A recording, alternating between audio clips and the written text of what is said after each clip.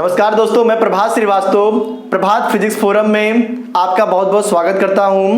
देखिएगा, हम लोग अभी तक पढ़ रहे थे प्रकाश के बारे में। प्रकाश क्या होता है, प्रकाश के गुण के बारे में, प्रकाश के परावर्तन के बारे में हम लोगों ने पढ़ लिया था। इसके बाद हमने पढ़ा था कि दर्पण क्या होता है। दर्पण दो प्रकार के होते हैं, समतल दर्पण और गोलीय दर्पण। समतल दर्पण के बारे में हमने पढ़ा था, समतल दर्पण के गुणों के बारे में हमने पढ़ रखा है। इसके बाद हमने गोलीय दर्पण के बारे में पढ़ा है। गोलीय दर्पण दो प्रकार के होते हैं, अवतल दर्पण और उत्तल दर्पण। आप जानते हैं, यदि दर्पण के बाहर की ओर कलई कर दें, अंदर का भाग दबा हो, अंदर का जो भाग है वो परावर्तक पृष्ठ हो, वहां से प्रकाश परावर्तित हो, तो उसको बोलते हैं अवतल दर्पण। सेम ऐसे ही उत्तल दर्पण होता है। उत्तल दर्पण में क्या होता है, अंदर के भाग में हम कलई कर देते हैं और बाहर का भाग उभरा हुआ होता है, और वो वाला पृष्ठ कैसा होता है, परावर्तक पृष्ठ होता है। वहां पे लाइट आती है, लाइट पड़ने के बाद क्या हो जाती है, रिफ्लेक्ट हो जाती है। तो बाहर का भाग उभरा हुआ होता है और बाहर का भाग कैसा होता है, परावर्तक पृष्ठ का कार्य करता है। तो इसको हम क्या बोलते हैं, उत्तल दर्पण बोलते हैं। देखिएगा, अब हम पढ़ रहे थे, इसके बाद हमें पढ़ना है, आज हम पढ़ेंगे गोलीय दर्पण की वक्रता त्रिज्या r तथा फोकस दूरी f में संबंध निकालना है। f और r में क्या संबंध होता है। फोकस दूरी आप जानते हैं, मुख्य फोकस से लेकर ध्रुव तक की दूरी क्या कहलाती है, फोकस दूरी f कहलाती है, स्मॉल f कहलाती है। और देखिए, वक्रता त्रिज्या r क्या होती है। देखिएगा, आपका ये वक्रता हो गया। वक्रता मतलब चाहे आपका अवतल दर्पण है या फिर उत्तल दर्पण है, ये दोनों दर्पण किसी ना किसी गोले का कटा हुआ भाग है, उसका कहीं ना कहीं केंद्र होगा। उस केंद्र से लेकर ध्रुव तक की दूरी क्या कहलाती है, आपकी कहलाती है वक्रता त्रिज्या r कहलाती है। आज इन्हीं दोनों में संबंध निकालना है। इससे पहले हम लोग चिन्ह परिपाटी पढ़ लेंगे। चिन्ह परिपाटी, यदि हम दर्पण का प्रयोग कर रहे हैं तो दर्पण में किस चिन्ह का प्रयोग करना है, हमें ये ज्ञान होना आवश्यक है। तो देखिएगा, चिन्ह परिपाटी पहले 2 मिनट में देख लेते हैं। चिन्ह परिपाटी, साइन कन्वेंशन क्या है। देखिएगा, मान लेते हैं एक अवतल दर्पण है, इसके बाहर की ओर कलई है, अंदर का भाग दबा हुआ है और कैसा है, परावर्तक पृष्ठ का कार्य कर रहा है। ये पॉइंट P है आपका, इसका सेंटर यहाँ कहीं C होगा। देखिएगा, चिन्ह परिपाटी में नियम है। चिन्ह परिपाटी का नियम कहता है कि जो दर्पण में आने वाली किरणें होती हैं वो सदैव कहां से आती हैं, दर्पण के बाईं ओर से आती हैं। जो आप किरण आपतित कराएंगे, आपतित किरण को कहां से इंसिडेंट कराएंगे, बाईं ओर से कराएंगे इंसिडेंट। तो यहां से लाइट इंसिडेंट हो रही है, फिर यहां पड़ेगी, फिर क्या होगी, रिफ्लेक्ट हो जाएगी। तो हमेशा दर्पण में जो आपतित किरण है वो कहां से इंसिडेंट कराएंगे, आप उसको आप हमेशा बाईं ओर से इंसिडेंट कराएंगे। कहता है कि दर्पण के दाईं ओर की दूरियां क्या होती हैं, धनात्मक होती हैं। दर्पण के दाईं ओर की दूरियां क्या होती हैं, धनात्मक होती हैं, पॉजिटिव होती हैं। और दर्पण के बाईं ओर की जो दूरी नापी जाती है वो कैसी होती है, ऋणात्मक होती है। और देखिएगा, दर्पण में यदि आप बाईं ओर की दूरी नाप रहे हैं तो आप धनात्मक लेंगे, जो साइन होगा, जो आपकी फोकस दूरी होगी, वस्तु की दूरी होगी, या फिर आपकी त्रिज्या r होगी, जो भी होगा वो धनात्मक लिया जाएगा। यदि आप दर्पण के बाईं ओर ले रहे हैं, यदि आपकी वस्तु की दूरी या फोकस दूरी या r कुछ भी है आपका, उसको आप किस में लेंगे, निगेटिव में लेंगे। फिर देखिएगा, दर्पण में देखिएगा एक चीज और ध्यान देंगे, दर्पण में जो दूरी होती है वो दूरी कहां से नापी जाती है, मुख्य अक्ष से नापी जाती है और इस ध्रुव से नापी जाती है। मुख्य अक्ष के ध्रुव से हमेशा दूरी को नापेंगे, ये भी एक पॉइंट ध्यान रखिएगा। फिर देखिएगा, जो दूरी होती है, यदि आप इस मुख्य अक्ष के ऊपर लंबाई, वस्तु की लंबाई नापना चाहते हैं तो ऊपर की ओर जो लंबाई नापते हैं वो होता है आपका धनात्मक, इसको हम धनात्मक लेंगे। सेम ऐसे नीचे है, यदि आप ये मुख्य अक्ष हो गया, प्रिंसिपल एक्सिस भी बोलते हैं इसको। मुख्य अक्ष के नीचे की ओर जो दूरी नापते हैं वो किस में नापते हैं आप, ऋणात्मक में नापते हैं, वो दूरियां किस में होंगी, निगेटिव में होंगी, उसका साइन आप निगेटिव करेंगे। ऊपर की ओर दूरी धनात्मक, नीचे की ओर दूरी ऋणात्मक, दर्पण के दाईं ओर दूरी क्या होगी आपकी, धनात्मक, और दर्पण के बाईं ओर दूरी क्या होगी, ऋणात्मक होगी। इसको आप ध्यान रखिएगा।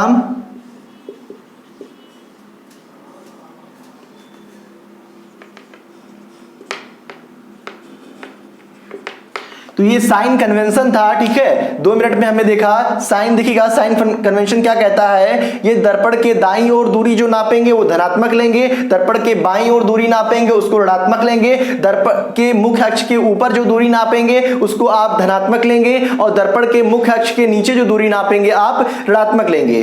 देखिएगा ये साइन कन्वेंशन है, इसका स्क्रीनशॉट ले लीजिएगा। फिर देखेंगे हम आगे, हमें निकालना है, संबंध निकालना है, इसका भी आगे प्रयोग होगा साइन कन्वेंशन का। देखिएगा हमें संबंध निकालना है एफ और आर में, रेडियस एफ और फोकल लेंथ एफ में क्या करना है, हमें संबंध निकालना है, रिलेशन निकालना है, relation between radius of curvature and focal length of spherical mirror.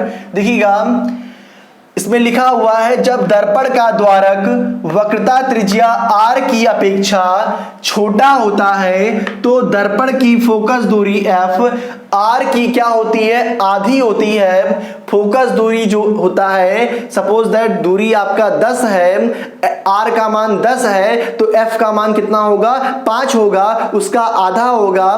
कह रहा है यदि किस कंडीशन में होगा, कह रहा है यदि दर्पण का द्वारक R की अपेक्षा छोटा हो। R क्या होता है, ये देखिएगा एक आपका अवतल दर्पण ही ले रहे हैं, अवतल दर्पण है, इसका कहीं केंद्र यहाँ पर C है, सेंटर C है, यहां से लेकर यहां तक की दूरी जो पोल P है वहां तक की दूरी क्या कहलाती है, R कहलाती है। और आप जानते हैं वस्तु रखा हुआ है, वहां से मुख्य अक्ष के समांतर किरण आ रही है, टकराने के बाद कहां से होकर जाएगी, फोकस F से होकर जाएगी, और फोकस F से लेकर ध्रुव तक की दूरी जो होती है वो क्या होती है आपकी, फोकस दूरी F होती है। फोकस दूरी क्या होती है, F होती है। तो कह रहा है यदि दर्पण का द्वारक छोटा हो, दर्पण का द्वारक क्या होता है, इस गोलीय दर्पण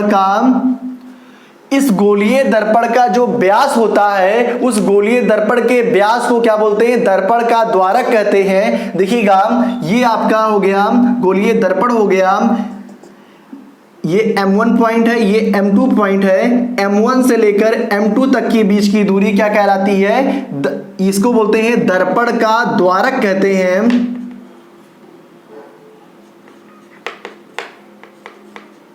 इसको हम दर्पण का द्वारक कहते हैं या दर्पण का व्यास कहते हैं, इसी को हम दर्पण का व्यास या फिर दर्पण का द्वारक कहेंगे। तो कह रहा है यदि सपोज दैट ये आपका R बन रहा है, R का मान क्या हो, इसके व्यास से हमेशा क्या होना चाहिए, बड़ा होना चाहिए। यदि R का मान इसके व्यास के मान से हमेशा क्या होना चाहिए, बड़ा होना चाहिए। जब R का मान इसके व्यास के मान से बड़ा होगा तभी ये क्या होगा, ये सूत्र आपका लागू होगा। सूत्र क्या है, कह रहा है फोकस दूरी F बराबर क्या होता है, वक्रता त्रिज्या बटा क्या होता है, 2 होता है। या फिर आप कह सकते हैं R बराबर क्या होता है, 2F होता है।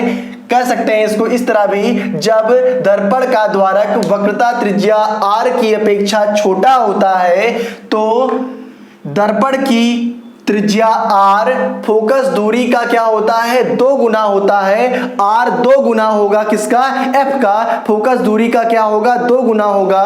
तो R क्या होगा, फोकस दूरी का 2 गुना होता है। थ्योरम पहले ऐसे भी आता था और ऐसे भी आता था, सिर्फ और सिर्फ आपको ये ध्यान रखना है, इसका सूत्र ध्यान रखना है। डेरिवेशन इसका आपके सिलेबस में नहीं है, 10th स्टैंडर्ड के सिलेबस में इसका डेरिवेशन नहीं है। 30% आपका कट गया है जिसमें आपको डेरिवेशन नहीं करना है, फिर भी हम डेरिवेशन सीखते चलते हैं। आप एग्जाम के पॉइंट ऑफ व्यू से इसको तैयारी नहीं करेंगे, आप वैसे पढ़िएगा, जब एग्जाम आएगा तो जो आपका मेन पॉइंट है बस उसी को पढ़िएगा, डेरिवेशन पे आप ध्यान नहीं देंगे। फिलहाल यहाँ पे हम डेरिवेशन को देखते हैं। देखिएगा हम एक ले लेते हैं, डेरिवेशन कैसे करेंगे इसका, एक ले लेते हैं हम, सपोज दैट कोई भी दर्पण ले लेते हैं, चाहे उत्तल चाहे अवतल। मान लेते हैं यहाँ पे अवतल दर्पण ले रहे हैं और इसके बाहर आप जानते हैं अवतल दर्पण में क्या होता है, बाहर की ओर कलई हुआ होता है और अंदर का जो पृष्ठ होता है इसको हम कहते हैं परावर्तक पृष्ठ कहते हैं। ये चिकना तल है, ये आपका कैसा तल है, चिकना तल है। यहां से प्रकाश परावर्तित हो रहा है, इसीलिए इसको कैसा पृष्ठ बोलेंगे, परावर्तक पृष्ठ बोलेंगे।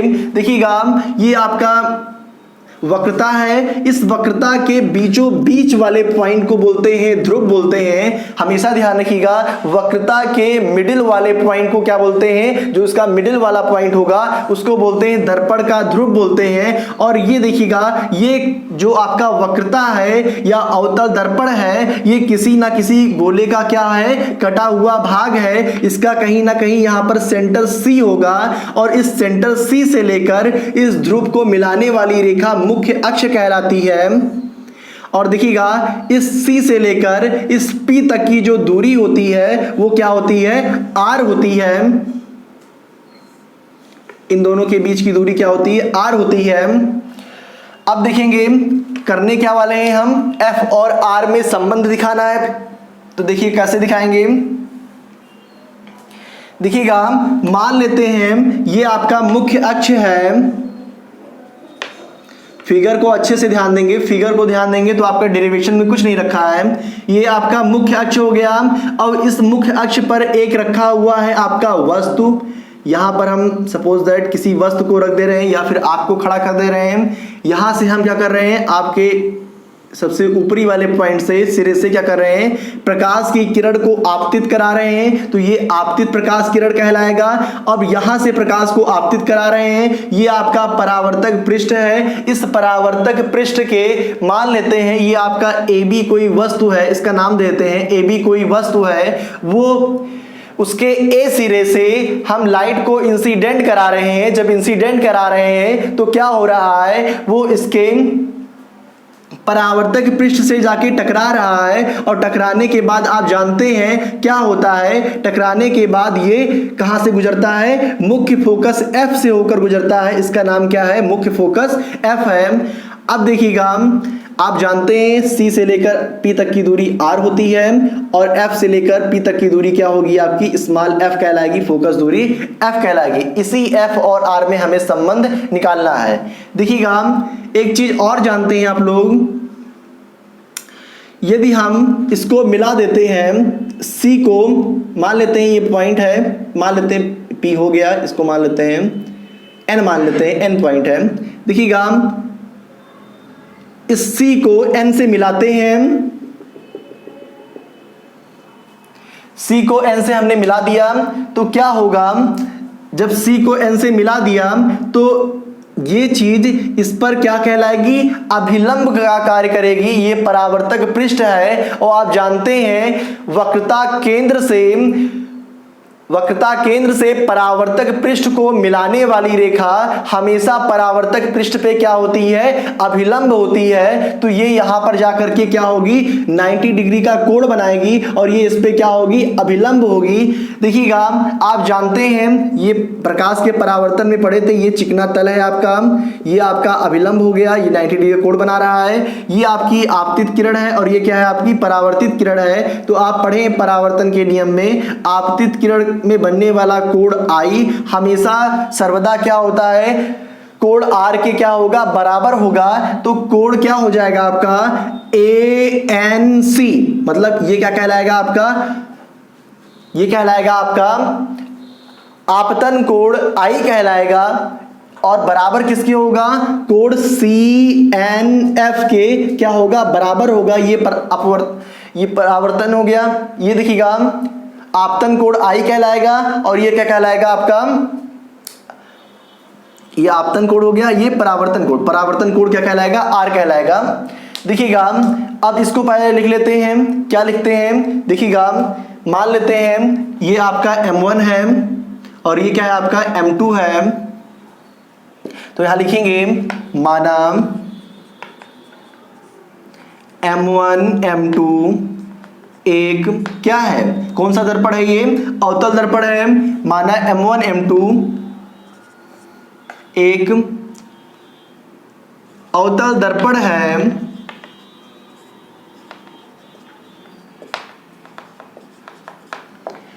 जिसका केंद्र क्या है, C है, फोकस क्या है, F है, और ध्रुव क्या है, P है। लिख लेते हैं इसको, जिसका केंद्र C, फोकस F तथा ध्रुव क्या है आपका, ध्रुव P है।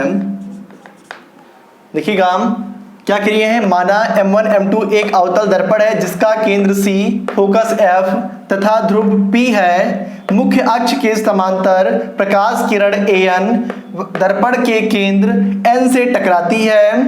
दर्पण का परावर्तक पृष्ठ N से टकराती है, जो परावर्तन के पश्चात फोकस F से होकर जाती है। तो ये किरण मुख्य अक्ष के समांतर एक किरण डालें, वो किरण क्या थी, AN है, जो परावर्तक पृष्ठ से टकरा रही है और टकराने के बाद कहां से जा रही है, फोकस F से जा रही है। इतना आप लोग जानते हैं। फिर देखिएगा हम जानते हैं यदि ये इस पे टकरा रही है और टकराने के बाद परावर्तित हो रही है, ये पृष्ठ आपका चिकना पृष्ठ है, परावर्तक पृष्ठ है, तो आप जानते हैं परावर्तन के नियम से क्या हो जाएगा, ये वाला कोड ANC बराबर किसके होगा, कोड CNF के क्या होगा, बराबर होगा, क्योंकि ये I मान लीजिए, इसको R मान लीजिए, और आप जानते हैं आपतन कोण बराबर क्या होता है, परावर्तन कोण के होता है। तो देखिएगा यहां से हम लिख सकते हैं परावर्तन के नियम से कोड ANC बराबर किसके हो जाएगा, कोड CNF के हो जाएगा। किससे, ये परावर्तन का नियम कहता है, कहां से आया है, परावर्तन के नियम से आया है। मान लेते हैं ये समीकरण नंबर क्या है, फर्स्ट है।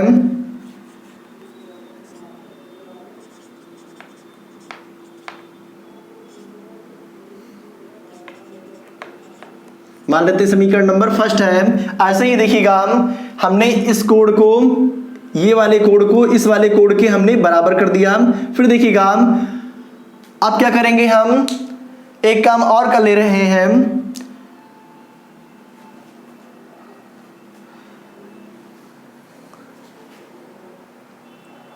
देखिएगा ये दो रेखाएं हैं AN और BP, दो समांतर रेखाएं हैं। दो समांतर रेखाओं को एक तिर्यक रेखा काट रही है। तो आप जानते हैं ये दो समांतर रेखाओं को कोई तिर्यक रेखा काटती है तो एकांतर कोण आपस में क्या होते हैं, बराबर होते हैं। आप लोग प्रमेय में पढ़े होंगे क्लास 9th में, देखेंगे दो समांतर रेखाएं हो गई, उनको एक तिर्यक रेखा काट रही है तो कोण, ये वाला कोण इस वाले कोण के बराबर होगा। आप जानते हैं एकांतर कोण आपस में क्या होते हैं, बराबर होते हैं।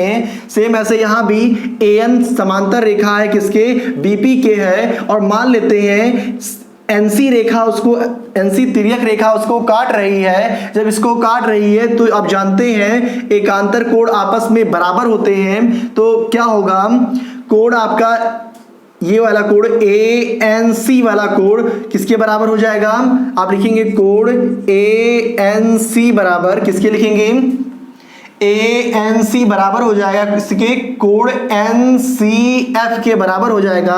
कोण NCF के क्या होगा, बराबर होगा। और इसको मान लेते हैं समीकरण नंबर सेकंड मान लेते हैं। क्यों हुआ है, आप लिख देंगे एकांतर कोण आपस में क्या होते हैं, बराबर होते हैं।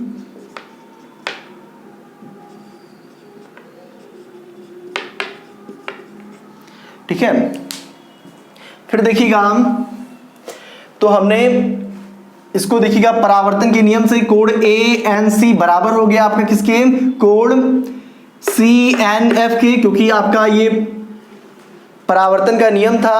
आपतन कोण I बराबर परावर्तन कोण R होता है। सेम वैसे ही यहाँ पे IR ना लिख करके हमने कोण का नाम दे दिया है ANB ANC और फिर CNF।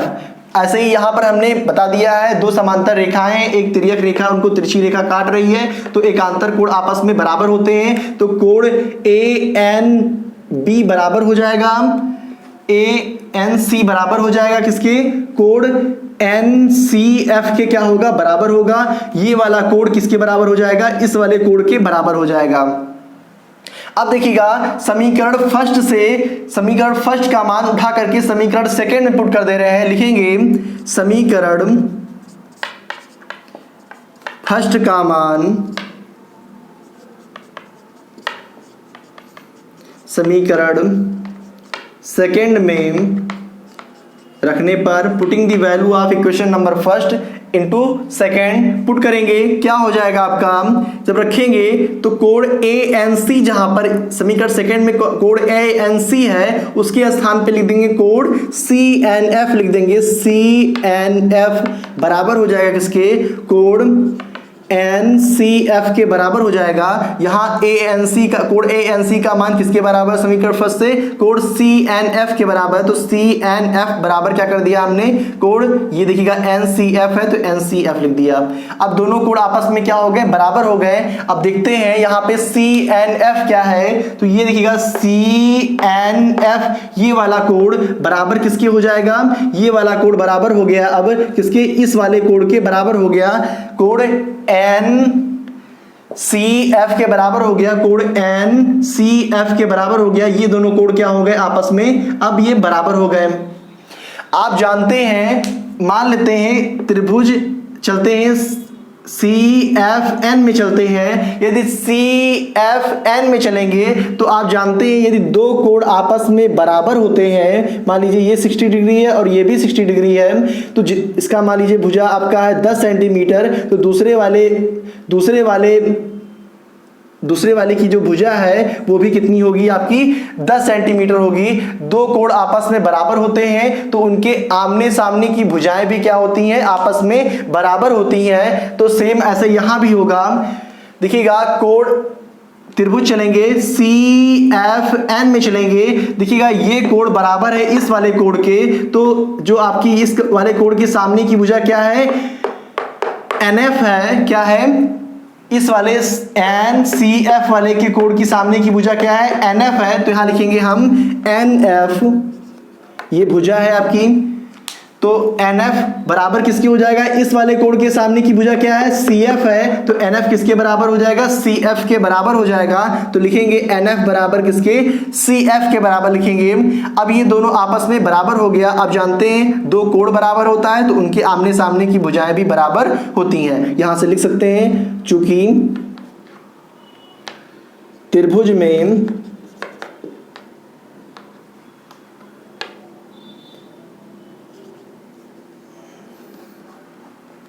ऐसे लिखेंगे, समान कोण की भुजाएं भी क्या होती हैं, समान होती हैं।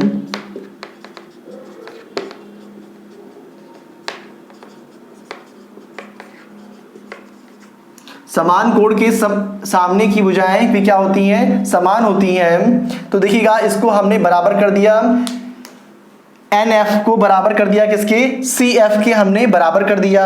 अब एक काम और करते हैं, देखिएगा दर्पण का द्वारक छोटा है, ये दर्पण का द्वारक छोटा है तो क्या होगा, ये जो पॉइंट N है वो पॉइंट किसके करीब आ जाएगा, P पॉइंट के करीब आ जाएगा।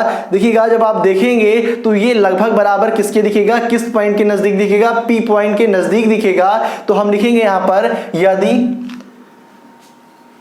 यदि दर्पण का द्वारक छोटा हो तो बिंदु N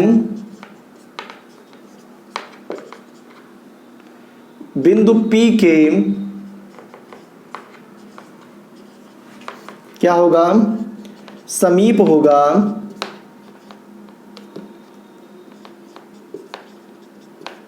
समीप होगा तो देखते हैं ये बिंदु क्या होगा, P के नजदीक होगा, तो क्या कर सकते हैं हम, जो आप लिखे हैं NF बराबर CF लिखे हैं, तो जो N है P के नजदीक हो गया, तो नजदीक होने पर क्या होगा, हम N के स्थान पे क्या लिख सकते हैं, P लिख सकते हैं। NF बराबर CF लिखे थे, तो N के स्थान पे आप क्या लिख देंगे, जब इसका द्वारा छोटा हो जाएगा तो ये देखिएगा, ये n कहीं यहाँ है, ये p यहाँ है, द्वारा छोटा होने पे ये n क्या हो जाएगा, लगभग में किसके बराबर दिखेगा, p के बराबर दिखेगा,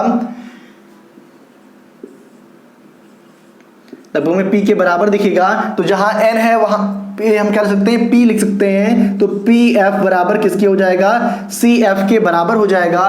हम n को लगभग में नजदीक मान लेंगे, किसके, p के नजदीक में मान लेंगे। फिर देखिएगा ये आपका हो गया, क्या हो गया, CF बराबर PF। ये सारा काम हम इसीलिए किए हैं कि इस PF को CF के बराबर दिखा दें। अब आप जानते हैं,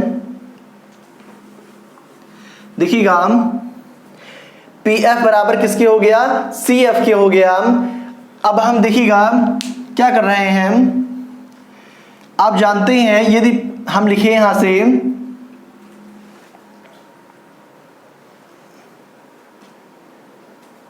PF बराबर किसके हो गया, CF के बराबर हो गया।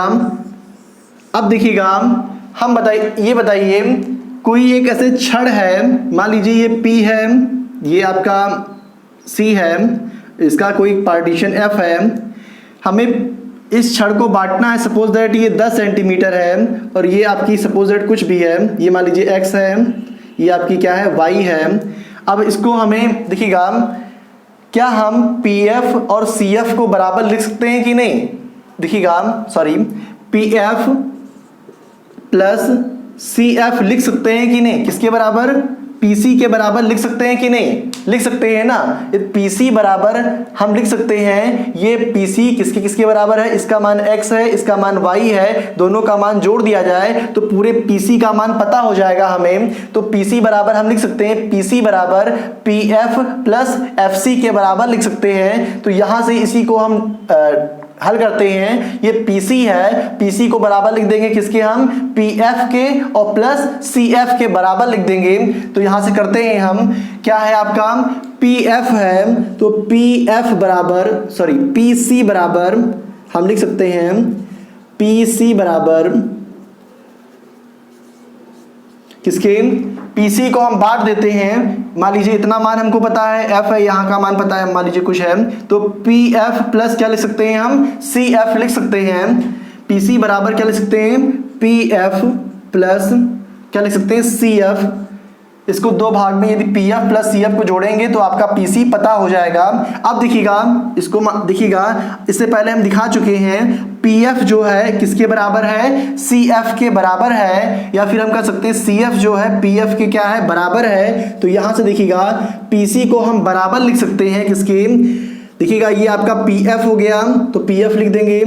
PF का मान हमको पता है, जो पता है उसको नहीं लिखेंगे, तो हमें PF का मान पता है तो हम PF को रखे रहेंगे। तो ये आपका PF हो गया, और प्लस CF हमको पता नहीं है तो CF को हम किस में कन्वर्ट कर लेंगे, PF में कन्वर्ट कर लेंगे, क्योंकि इतना सारा काम जो हमने किया है वो सिर्फ और सिर्फ इन दोनों को बराबर करने के लिए किया है। तो इसको देखिएगा, जहां CF है उसके स्थान पे हम इस समीकरण से क्या ले सकते हैं, PF लिख सकते हैं, क्योंकि दोनों का मान आपस में क्या है, बराबर है। दोनों को आपस में जोड़ेंगे तो क्या हो जाएगा, PC बराबर 2PF हो जाएगा, PC बराबर 2PF। फिर देखिएगा इसके आगे हल करते हैं, देखिएगा PC बराबर 2PF हो गया। PC का मान कितना है, PC का मान है स्मॉल r है, और देखिएगा P से लेकर C तक की दूरी, यानी ध्रुव से लेकर केंद्र तक की दूरी क्या है, स्मॉल r है, मान पुट कर देंगे स्मॉल r, और देखिएगा 2 लिखा हुआ है, 2 लिख देंगे। फिर देखिएगा लिखा हुआ है आपका PF, देखिएगा P से लेकर F तक की दूरी क्या है, P से लेकर कैपिटल F तक की दूरी क्या है, स्मॉल f है, तो स्मॉल f लिख देंगे, फोकस दूरी स्मॉल f। फिर देखिएगा ये आपका एक चीज हल हो गया, जो वक्रता त्रिज्या है, फोकस दूरी का कितना होता है, 2 गुना होता है, या फिर अथवा ला के ये भी लिख सकते हैं। दोनों डेरिवेशन में से एक आ सकता था पहले आप में, मगर अब तो ये खत्म हो गया है। देखिएगा एफ को निकालेंगे तो एफ को निकालने के लिए 2 को आप पक्षांतर कर देंगे, ये गुणे के रूप में है, जब बराबर के इधर आएगा तो क्या हो जाएगा, बटे के रूप में हो जाएगा, भाग के रूप में हो जाएगा, तो क्या हो जाएगा r/2, यानी कि f बराबर कितना हो गया, r/2। इसका मतलब क्या हुआ, हम इसको सीख लिए, जो दर्पण का द्वारक क्या ये छोटा हो, दर्पण का द्वारक छोटा होने पे क्या होगा, फोकस दूरी जो f होती है वो वक्रता त्रिज्या की क्या होती है, आधी होती है। देखिएगा, यदि ये चैनल पसंद आता है तो इसको लाइक कीजिएगा, सब्सक्राइब कीजिएगा और भाई अपने दोस्तों में भी शेयर किया करिएगा, जिससे हम पूरी केमिस्ट्री, पूरी फिजिक्स और पूरी बायोलॉजी, आपके सर टीपी सर हैं, पूरा आपको पढ़ा देंगे। आपका क्लास 9 से लेकर इंटर तक पूरी आपको फिजिक्स, केमिस्ट्री, बायोलॉजी मिल जाएगी इसी चैनल पे। फिलहाल हाई स्कूल का शुरू है, कल से आपको हम इंटर का भी देना शुरू कर देंगे। धन्यवाद।